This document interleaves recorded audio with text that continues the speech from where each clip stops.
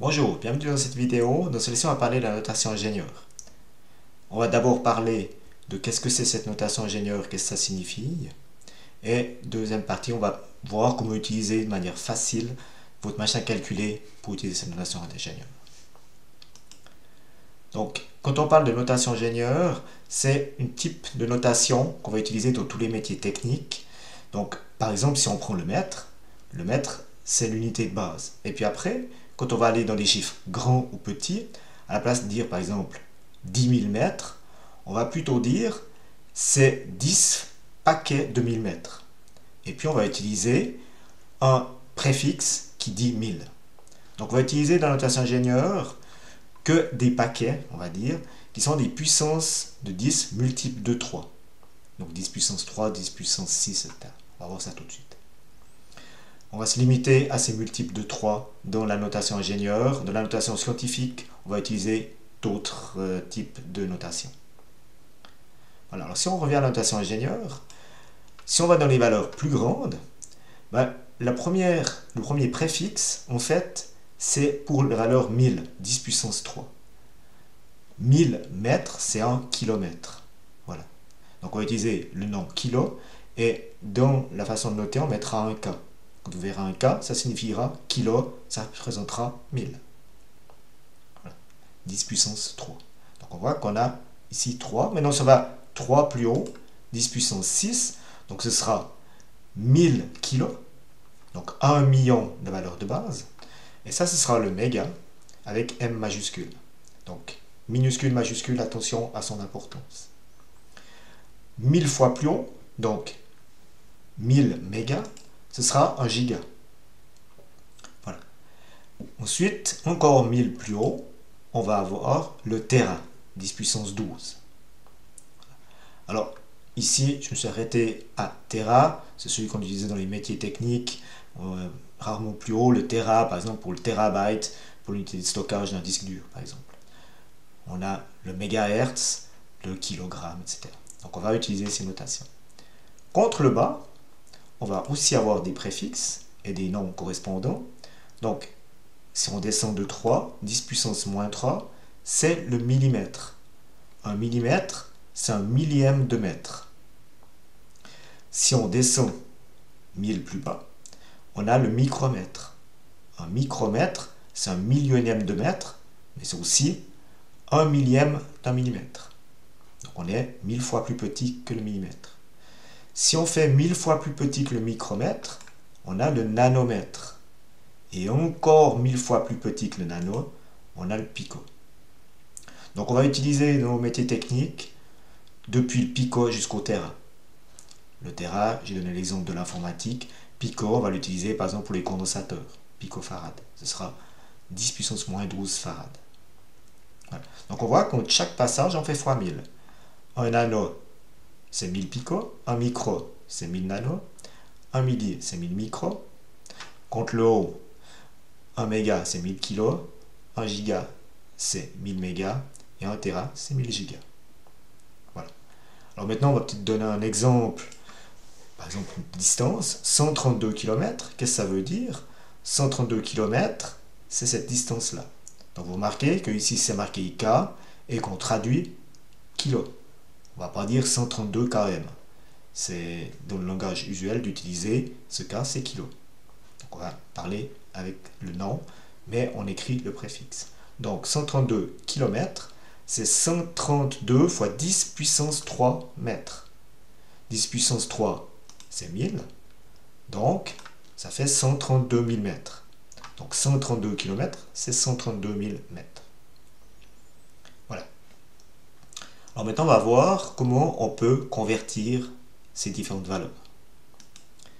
Alors, on a, ici j'ai représenté de giga jusqu'à pico, on va représenter un chiffre dans notre échelle ici. Par exemple, la valeur 40 mg. Donc 40 mg, ça veut dire qu'on a placé la référence au milli. Donc on a mis un virgule ici dans la colonne milli. Et en fait, chaque zone, milli, micro, nano, on aura trois chiffres, oui. Parce qu'en fait, c'est 1000. Donc 1000 milli, c'est la valeur usuelle. Donc ce serait par exemple le gramme. Et puis 1000 fois plus haut, ce serait le kilogramme.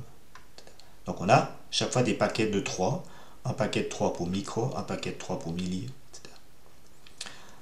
Donc maintenant, ce 40 mg, on pourrait l'écrire différemment. On pourrait donner avec, par exemple, comme référence le micro. Si je mets la virgule, non pas à milli ici, mais je la mets à micro là, donc ça ferait 40 mg, c'est égal à 40 000 microgrammes. Et c'est aussi égal à 40 millions de nanogrammes. Voilà. Maintenant, on peut aussi compter le haut. À la place de mettre la virgule ici au milli, je peux mettre ici la virgule ici qui correspondrait au gramme dans cet exemple-là. Donc ça ferait 0,04 grammes. Je pourrais aller plus haut, ce serait de dire que c'est 0,00004 kg. Voilà. Alors, attention, compter ce nombre de zéros ici, là, c'est très difficile. On va vite se tromper, donc c'est une grande source d'erreur. On va plutôt utiliser les puissances de 10. Donc, quand on parle de 40 mg, on va transformer le m en 10 puissance moins 3. Donc, c'est important de bien connaître le tableau qui est en-dessus. Alors, ça va être relativement facile à le faire parce que votre machine à calculer sait le faire. Donc, on va regarder comment le faire avec votre machine. Donc, comment utiliser la machine à calculer? Dans cet exemple-là, j'ai utilisé cette machine-là parce qu'elle est très souvent utilisée chez les élèves de notre école. Donc, l'exemple porte sur cette machine, mais ce que je vais montrer reste juste sur d'autres machines à calculer. On va utiliser deux touches. La première touche, c'est la touche EE qui se trouve ici. Donc cette touche ici, elle va permettre d'introduire facilement les puissances de 10. On peut aussi utiliser le 10 puissance x qui est ici. Cette machine, elle a les deux options, elle a les deux possibilités, le 10 puissance x et le E. Certaines machines n'ont qu'une seule possibilité. La plupart du temps, ceux qui n'ont pas le EE ont le 10 puissance x. Voilà. Donc, à voir quelle option on peut utiliser. La touche EE est beaucoup plus conviviale que le 10 puissance x. C'est plus facile à utiliser. Voilà. Ça, c'est pour faire la conversion dans un sens. On verra dans le premier exemple. Deuxième exemple qu'on va faire, c'est de convertir un chiffre en notation ingénieure. Et pour ça, on va utiliser la fonction qui est juste en dessus de la touche 6, ici. Voilà. Donc pour ça, vu que c'est en dessus de la touche, on va utiliser la touche 2ND et ensuite 6, et ça valide la fonction ingénieur ENG. Voilà. Donc ça, on verra un deuxième exemple. Donc voilà. On va voir ces deux exemples sur cette machine à calculer, mais on peut faire ce qu'on va faire ici sur d'autres machines à calculer, pas de souci. Voilà, donc je reprends une photo de la machine à calculer pour voir ce qui se passe. Donc on va reprendre notre exemple de 40 mg. On sait que milli, c'est 10 puissance moins 3. Le tableau qui est dans le début de cette présentation le montre. Donc maintenant, 40 mg, ça veut dire 40 fois 10 puissance moins 3 grammes. Donc il va falloir introduire ceci, si on veut faire un calcul, dire je prends mes 40 mg et puis je fais x 10. Voilà. Donc il faudra introduire ce chiffre-là dans la machine à calculer. Alors comment on va faire? Donc il faut appuyer sur les touches suivantes. Donc vous allez appuyer d'abord, il faut écrire 40, donc vous allez écrire 4, 0. Donc on appuie sur les touches 4 et 0. Puis ensuite, pour faire le 10 puissance, vous appuyez sur la touche EE. Quand vous appuyez sur cette touche EE, il y a une zone ici qui apparaît. Donc en haut à droite, les chiffres plus petits, ce sera les puissances de 10. Donc ce sera notre moins 3 dans notre exemple ici. Donc maintenant, une fois que vous avez appuyé sur la touche EE, ceci va apparaître. Et ce que vous allez taper maintenant va apparaître ici. Donc, vu que nous on veut moins 3, vous allez appuyer sur la touche plus moins pour faire négatif. Et puis, vous appuyez sur la touche 3. Puis à ce moment-là, vous avez le chiffre 40 moins 0,3 dans la zone ici. Donc, qui veut dire 40 fois 10 puissance moins 3. Donc, on a bien introduit donc 40 milli. Voilà. La machine à calculer, c'est pas que c'est des grammes ou des degrés ou peu importe. Mais c'est 40 milli. Voilà, ça c'est la façon d'introduire le chiffre, donc en traduisant le milli par 10 puissance moins 3. Maintenant, si vous faites un calcul, par exemple, ici on va prendre un exemple de loi d'Ohm. On fait un calcul, où on a une tension 12 volts, une résistance de 22 kΩ, remarquez qu'on l'a noté en notation ingénieur. Si on fait ce calcul, on va obtenir ce chiffre-là, 0,000545 ampères. Alors, qu'est-ce que c'est ce 0,00? Alors, on va regarder.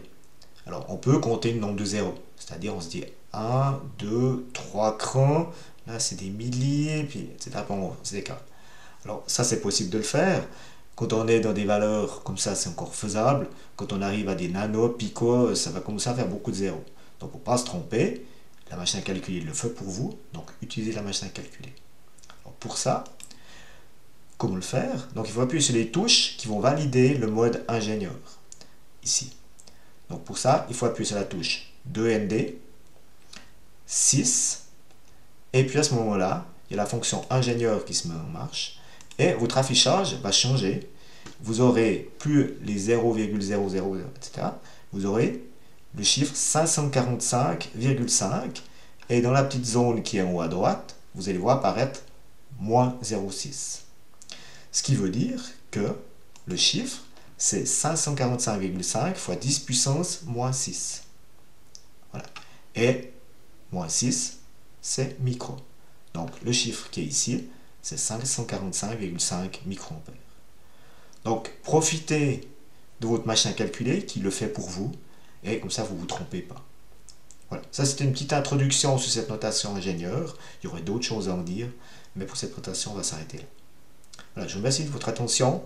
C'était une bonne journée. Au revoir.